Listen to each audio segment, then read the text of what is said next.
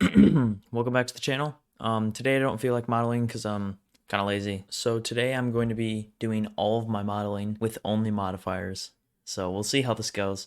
I'm hoping it turns out great, and let's get right into it. Alright, so I can't be starting off with this cube here. Gotta get rid of that. I'm actually going to be starting with the icosphere, and I'm going to be giving it a displace modifier. I'm going to be making a new texture, and then it's going to be a clouds texture. I want the size to be, yeah, that looks pretty good. So I'm just adjusting the strength and stuff. Now we have this weird thing. Let me add a remesh. Yeah, I think that looks pretty good. So here we have it. That's my main thing. It's pretty lazy, not gonna lie, but let me just position my camera. Usually I do all the modeling and then all the shading next, but first I'm going to give this a material. Transmission up, that makes it glass. I have that. Now, here's what else I'm gonna do. So I'm going to go ahead and search for a cell fracture. And you have to enable the add-on, the cell fracture add-on for this. So if you don't have that enabled, you have to enable that. Maybe if I turn up the noise. Yeah, there we are. And now if I hit object transform, randomize transform. So now we have all these shards. Actually, you know what? Okay. So I'm gonna give this a modifier, a wireframe modifier. Control L, modifiers. There. Now I'm gonna go back into shading. I'm already in the shading workspace. I guess I was just modeling in that. I'm going to give this an emission. And I'm gonna use actually the location to determine the color, which might seem a little bit weird, but hopefully this looks good. Magenta and blue, which is like one of my favorite color palettes. Okay. And now, not only can you link modifiers, but you can also link materials. Bet you didn't know that. Go into render mode, see what that looks like. Wow. Looks so good. I'm not gonna lie, I expected that to look a little bit better. Add fog, which I've already done in one of my videos, but I'll do it again.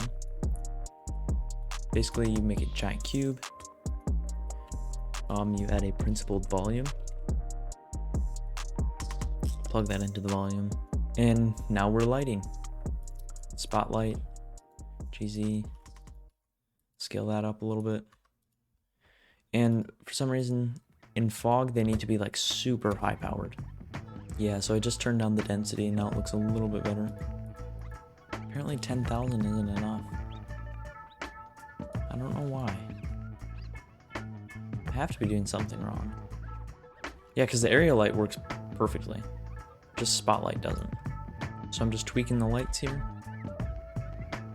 And it's just so hard to see what's going on. Let me add a noise texture to this. I'm gonna plug that into the roughness. Make sure it's object coordinates. Oh, and I need to turn the strength of these up. It's just really hard to see what's going on. Let me just do a test render real quick.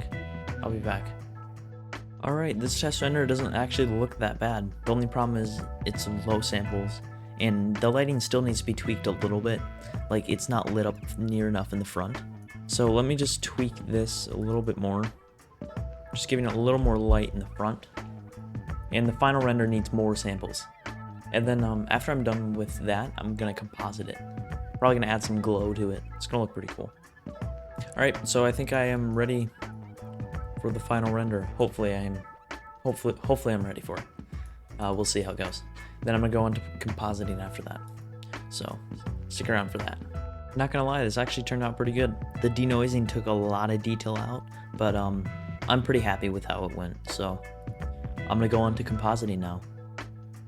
Alright, here we are. I'm just gonna add a viewer node. Right there. There we are. So what I want to do is I want to add a glare. Alright, and then I want to add another glare node. So this one is going to be fog glow. Okay, I want lens distortion as well. And the dispersion is going to be like 0.02. But then distortion is going to be like 0.01. So very little distortion. Alright, so that looks pretty good. Just glare and lens distortion. Now I just gotta render it at like super high samples. Like I'm thinking of like really high samples.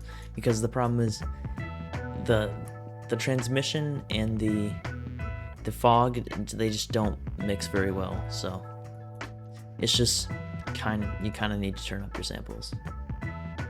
So turn this up to like, I don't know, like 5,000 or something. Hopefully that doesn't take too long to render, but I'm just gonna go ahead and render that out. Hopefully it turns out good, and I will show it to you when it's done. This image right here was rendered at 5,000 samples. I think it took like 30 minutes to render, so I had a lot of fun waiting around for that to be done. So I think compositing actually went pretty well. Alright, it looks like I've accomplished my goal of not having to model anything. It looks pretty good. Thank you for watching, and have a good one.